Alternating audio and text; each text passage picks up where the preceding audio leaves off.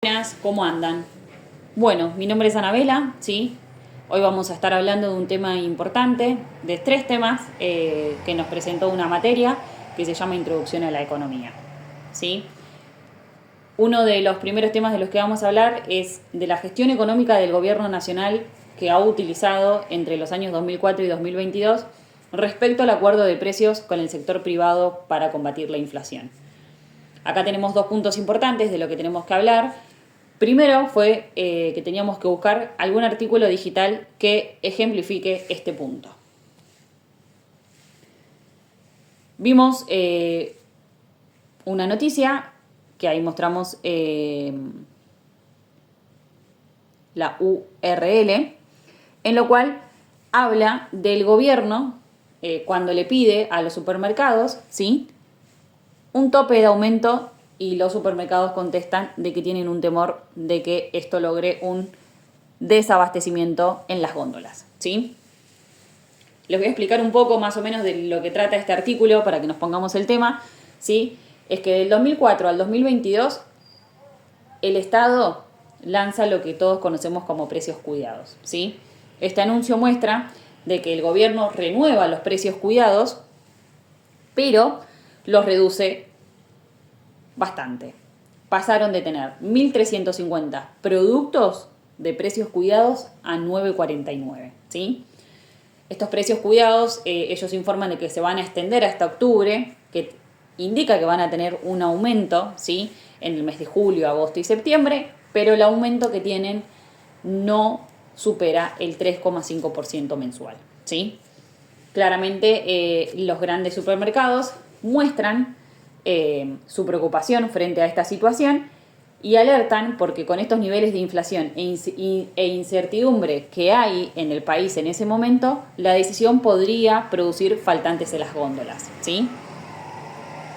Ahí, como vemos, la primera imagen, ¿sí?, es como las góndolas están vacías, que se ha dado en esos años. Entonces lo que los supermercados alertan es, frente a esta situación puede estar sucediendo esto, ¿sí? En realidad, lo que el Estado buscaba era cortar la brecha entre los productos acordados y los que no.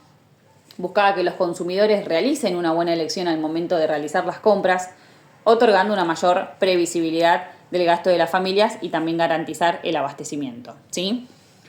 Carrefour fue uno de los supermercados en los cuales apoyó esta decisión, este acuerdo que han tenido en ese momento, y fijó los precios de 1.500 productos hasta octubre de dicho año, ¿sí?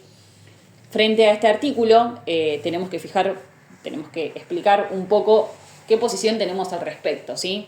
Pero más allá quiero también hacer una pregunta, ¿sí?, para que podamos debatir las personas que vean este video. Es que si realmente creen que los acuerdos de los precios son una solución válida para controlar la inflación en la Argentina o generan más distorsión que beneficios. Frente a esta pregunta voy a explicar mi posición, ¿sí?, en lo cual yo la verdad que estoy de acuerdo en que los precios generan un alivio, o sea, el acuerdo de los precios genera un alivio temporal frente a la inflación, ¿sí?, como que alivia un poco toda la situación al país. Pero en el mediano y largo plazo no creo que sean sostenibles si no se abordan las causas estructurales del problema, ¿sí? Sabemos que la inflación es un fenómeno monetario asociado a un exceso de oferta de dinero. Por lo tanto, sin una política fiscal y monetaria coherente, los acuerdos pueden distorsionar los precios relativos, ¿sí?, generando esto que alertan los supermercados, que es un desabastecimiento. También entendemos de que si hay una ineficacia en el control de los precios, esto puede llegar a producir que haya mercados paralelos, desinversión y menor calidad. Y también juega un poco las expectativas adaptativas, ¿sí?, que tienen los agentes económicos, que al no confiar en esta política trasladan los aumentos a otros bienes. Es decir, a mí el Estado me dice que, no sé, el azúcar, la manteca, la yerba, o sea, lo básico, o sea, todos los productos de la canasta básica tienen que tener tal precio. Los cuidamos, planteamos el precio cuidado, estamos de acuerdo, bueno, listo, ok. Yo lo entiendo. Pero ¿qué hago? Aumento estos otros productos que no estén dentro de los precios cuidados. Es decir, por ejemplo, la Coca-Cola, si no está dentro de la canasta, si la cobraba 10, ahora la cobro 15. Entonces, lo que saco, o sea, lo que no puedo aumentar desde un producto, lo aumento del otro, ¿sí? Estas son expectativas adaptativas que tienen los agentes económicos que no confían en estas políticas. Entonces, eso podría llegar a hacer que pase, y esa es mi posición al respecto de esta decisión que ha tomado el Estado en el 2022, ¿sí? Ese es como punto número 1. Punto número 2, tenemos el auge de las cámaras digitales que hunden el negocio de Kodak. El descenso de los precios de las cámaras digitales en los últimos 2 años, 25%, provocó un descenso del 40% en la facturación de los carretes para las cámaras convencionales. Acá tenemos que definir cuál es la elasticidad cruzada de la demanda de carretes respecto del precio de las cámaras digitales, y claramente tenemos que explicar qué tipos de bienes son. Acá tenemos 2 puntos importantes, ¿sí? El dato número 1 es el precio de las cámaras digitales, que bajó un 25%, y la venta de los carretes un 40%. Bueno, para calcular la elasticidad cruzada, tenemos que tener la variación del precio dividido la variación de la cantidad demandada. Hacemos 25 dividido 40 y nos da 1.6. Buscando la definición y entendiendo lo que es una elasticidad cruzada, ¿sí? Entendemos que lo que indica este número, ya que es positivo, es que este es un bien sustitutivo, ¿sí? Al bajar el precio de las cámaras digitales, la gente dejó de usar cámaras tradicionales. Eso claramente conlleva de que si yo voy a utilizar más cámaras digitales, no voy a utilizar las tradicionales, por ende, baja también la venta de los carretes, ¿sí? Eso es lo que más o menos teníamos que explicar. Primero calcular la elasticidad cruzada y frente a ese número que nos dé, teníamos que explicar qué tipo de bien es. Bueno, en este caso ya sabemos que es un bien sustitutivo y entendemos el motivo, ¿sí?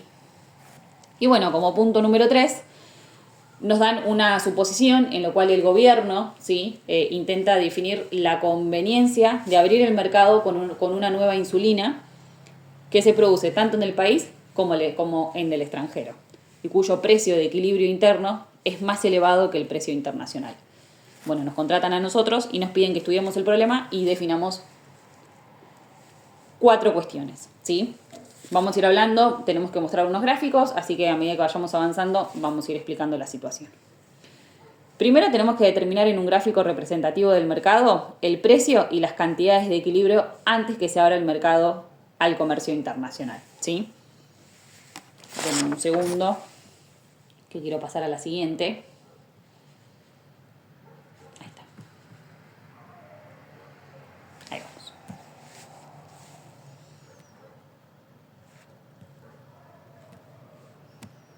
Ahí está. Primero vamos a mostrar el primer gráfico, ¿sí? Que es la situación antes de abrir el mercado. Tenemos el equilibrio antes de abrir el comercio, que tenemos la línea verde, que es la oferta, y la demanda es la línea azul. El punto rojo es el punto de equilibrio. Tenemos abajo las cantidades y tenemos el precio, ¿sí? Tenemos tanto el eje X como el eje Y. Nos indican que el precio del equilibrio interno es más alto que el internacional, ¿sí?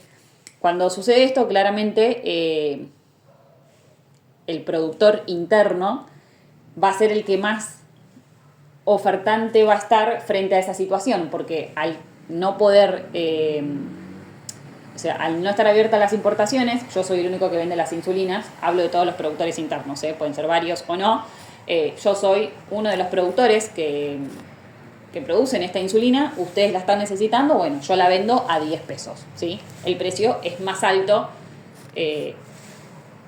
que el comercio internacional. Es decir, yo la vendo a 10 pesos, la insulina sale 10 pesos acá en Argentina, bueno, en Estados Unidos sale 8, pero como no están abiertas las importaciones, no lo pueden llegar a comprar, ¿sí? Entonces yo como productor la vendo a 10 pesos. Tenemos la segunda situación, que tenemos que determinar en un gráfico la existencia o no de excesos de demanda o excesos de oferta una vez que se permita que el comercio internacional se abra, ¿sí? Vamos a pasar a la siguiente diapositiva. Ahí está. La situación con el comercio internacional.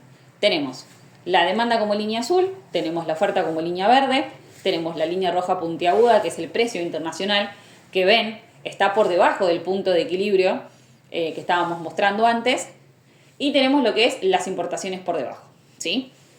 Cuando uno permite importar, el precio que yo lo estaba vendiendo a 10, ¿lo pueden comprar en Estados Unidos a 8? Bueno, listo, yo lo tengo que bajar a 8, ¿sí? Entonces, los consumidores demandan más, porque si a mí antes la insulina me salía 10 y ahora me sale 8, bueno, voy a comprar más insulinas porque me salen más barato. Pero yo como productor ofrezco menos, ¿sí? Yo como productor interno digo, no, si antes la vendía a 10 y ahora la puedo vender a 8, ofrezco menos. Pero ¿qué pasa? Se genera un exceso de demanda que se cubre con las importaciones, ¿sí? O sea, yo genero un exceso, no porque yo como productor interno venda más, sino que por una cuestión de que se abrieron las importaciones. Esa es la situación que encontramos una vez que se abre el comercio internacional.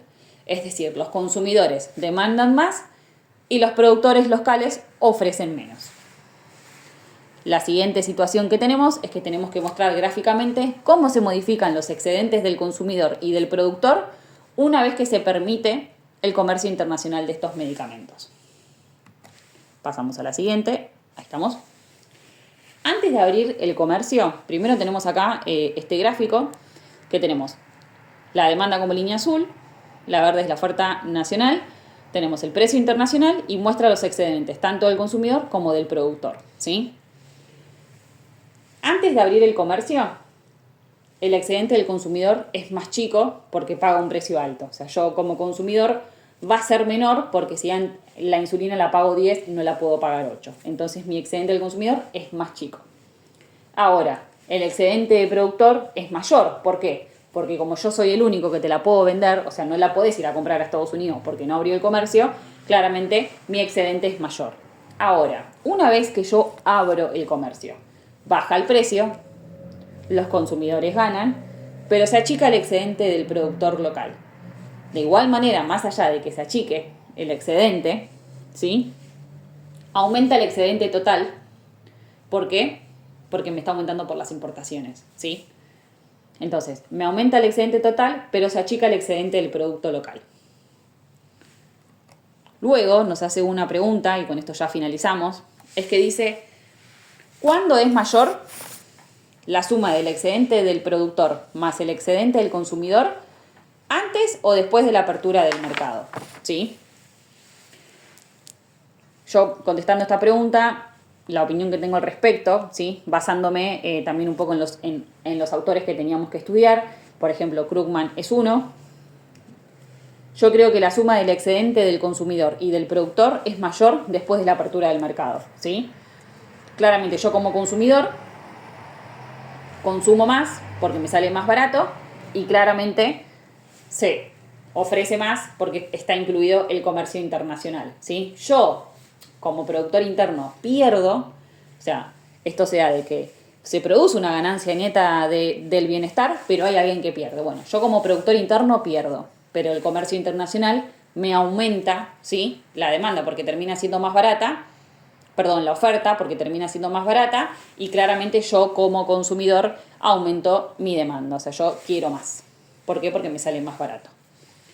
Esto es un clásico caso de ganancia del comercio internacional, como lo indica Krugman.